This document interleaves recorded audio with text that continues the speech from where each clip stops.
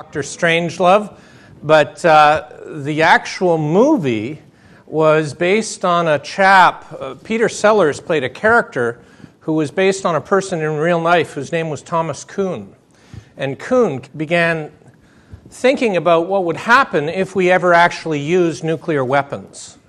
And he began developing what he asked a friend of his, what should I call these? A friend of his was in Hollywood, and he said, well, we call these plots scenarios.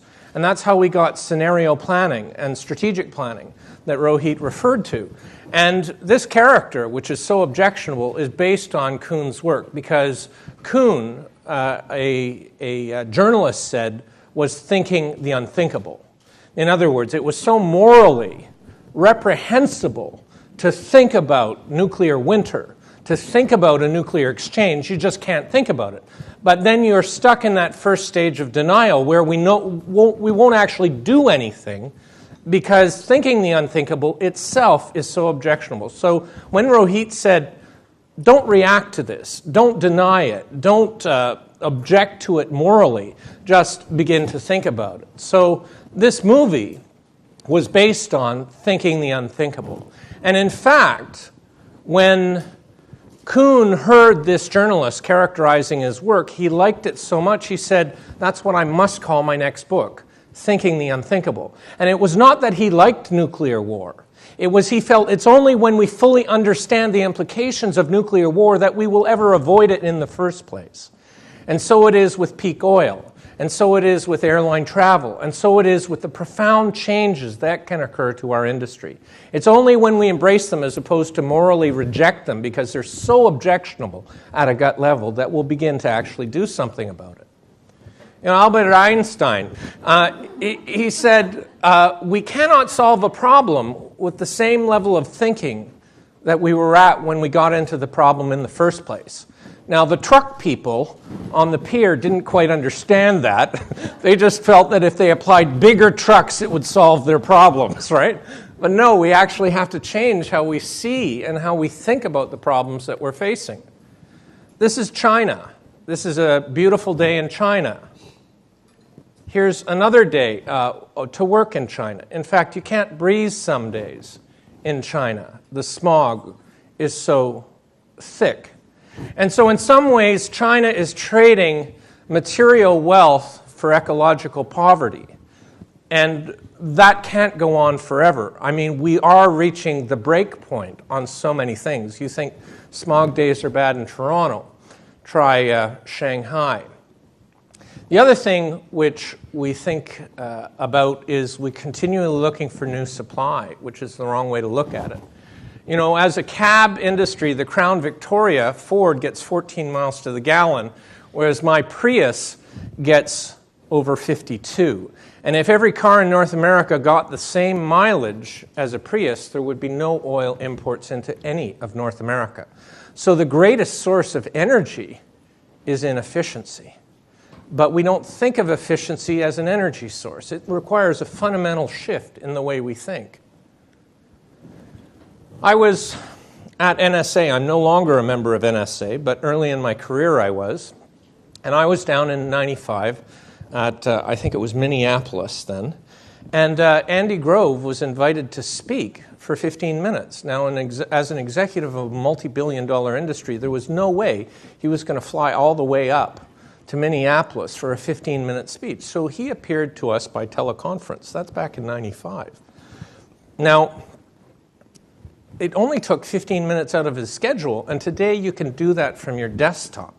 So how, you know, these remote meetings that Rohit began to talk about, how will they impact our industry? We can significantly add value without a carbon footprint with this and have a profound impact.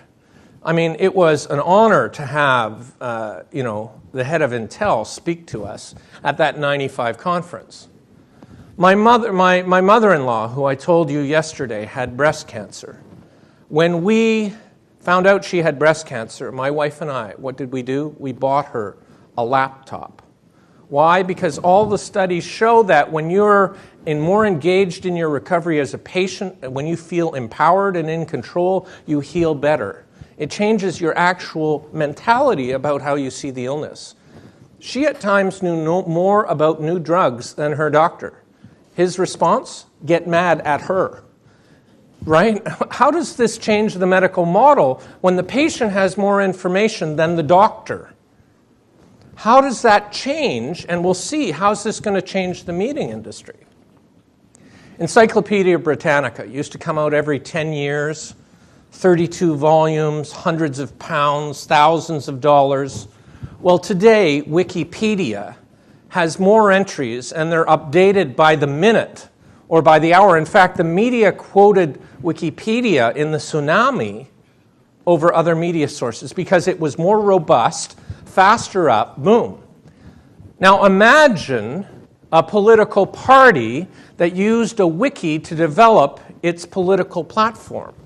And I'm proud to tell you the Green Party of Canada, and sorry about the partisan mention, but was the first political party anywhere in the world to involve members of the party in actually creating the platform using a wiki in 2004. Now, what's the real value? Shouldn't you have top, bright strategists who have secret insights in polling, devising the wedge issues that will... This is a grassroots involvement. No involvement, no commitment.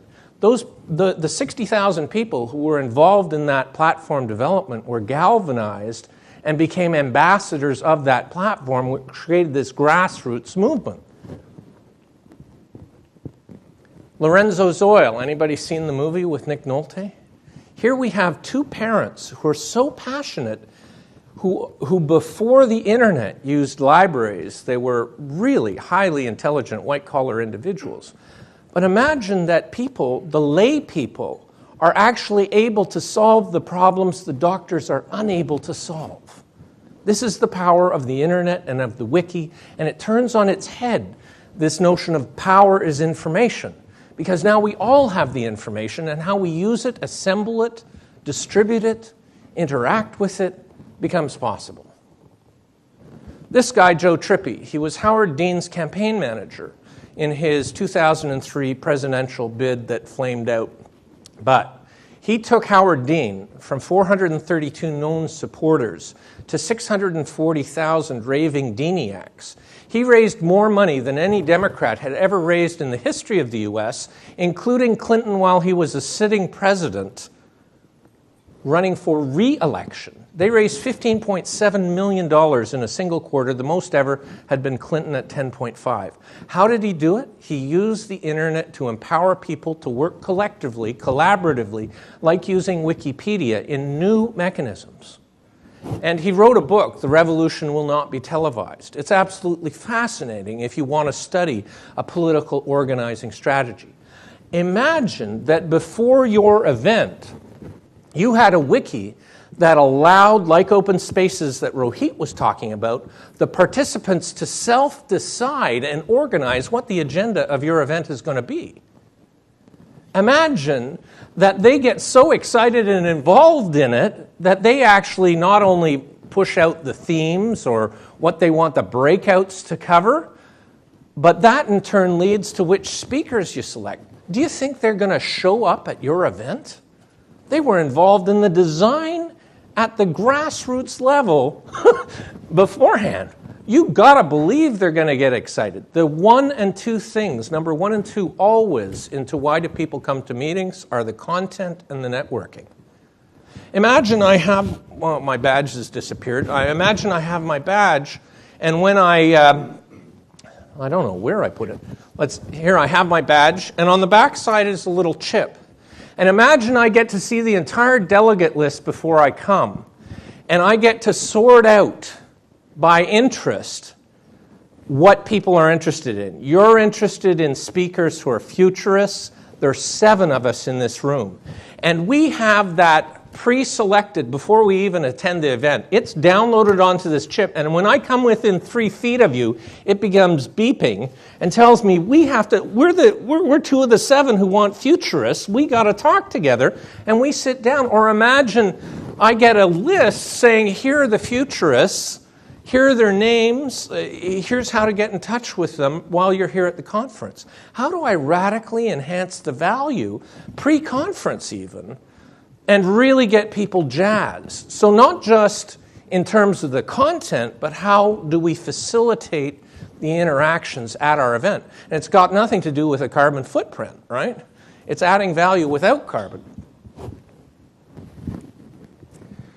The Innovators Dilemma is very much like Blindsided. And by the way, you all got a copy of Blindsided in your delegate package. And I'm not going to have much time to cover the material because I've been too excited by Rohit.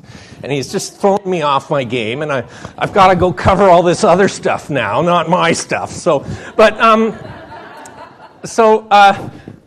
Blindsided is really like the Innovators Dilemma. And the Innovators Dilemma by Clayton Christensen basically says good companies get blindsided because they're focused on their customers, they invest heavily in R&D, and they're well-managed organizations. Now, I thought that was the reason organizations succeeded, not failed. Well, here's what it's all about. Imagine Dell Computer comes to me and says, Jim, what would you really like in terms of a size of a hard disk? And I say, well, my notebook has a 60 gig drive. I'd really like a 120 gig drive. So, Jim, you really wouldn't like a 32 gig drive? Are you crazy? No, I want a bigger one. Okay, great. He doesn't want a 32 gig drive. Now, flash companies are now producing flash that's about this big, a thumb drive that has 16 gigs on it. You can now get a flash drive for a notebook that's 32 and now 64. It's just coming out, 64 gigs. It's smaller than the average one, but it uses a fraction of the power. There's no overheating. They're faster seek times, longer battery life, all these things. Imagine down the road this becomes my computer device, and I plug in a keyboard and a monitor, like we heard from David Chalk yesterday, and this becomes my computational device, but it only has a 32 gig drive in it. Dell would say, but he told us he didn't want a 32 gig drive. Yeah, but if you give it in a fundamentally different package, it changes the value equation. In other words, it may start that it's inferior quality. How many people here would agree that a cell phone delivers inferior sound quality to a landline? How many of you here have cell phones? You all happily accept inferior quality because on some other dimension, it gives you superior value. In other words, always-on accessibility. So this may become the competitor to PCs, just as we heard with David Chalk that Google may become the competitor to Microsoft. So because they're focused on their customers, the customers don't know that they really want this as their computational device because they can't imagine how this will be it. But imagine this has an audio user interface with Dragon Naturally Speaking. And like Jean-Luc Picard, I talk to my PDA, and it takes dictation at 160 words a minute with 99.9% accuracy. This isn't far out. This is here right now. I have it on my notebook. I just don't have it on this yet. But because the whole ecosystem of the company, like Dell Computer, doesn't see this as the competitor, they get blindsided because their customers can't even tell them what they want. And the R&D, therefore, that they invest isn't in this being the replacement device of the future. So what could replace us as an industry, and are we spending any time on it? You know, back in '95, Andy Grove was there at NSA. What are we doing? How do we radically add more value for our delegates? This is Starbucks coffee. It's a company I wish I'd invested in because my wife supports them so overwhelmingly. But imagine I give permission to Starbucks to contact me. Our new devices are going to be GPS enabled. And imagine when I walk by a Starbucks, it says, hey, do you want a 50-cent off coupon for a latte? It's just around the corner, and it shows me the map on this. How's that going to change location-based commerce? But then take this and apply it within a trade show of 3,000 people. Imagine I have those 7 people who are futurists programmed in here, and the moment I walk by one of them, my PDA says, there you are right there, and we start a conversation.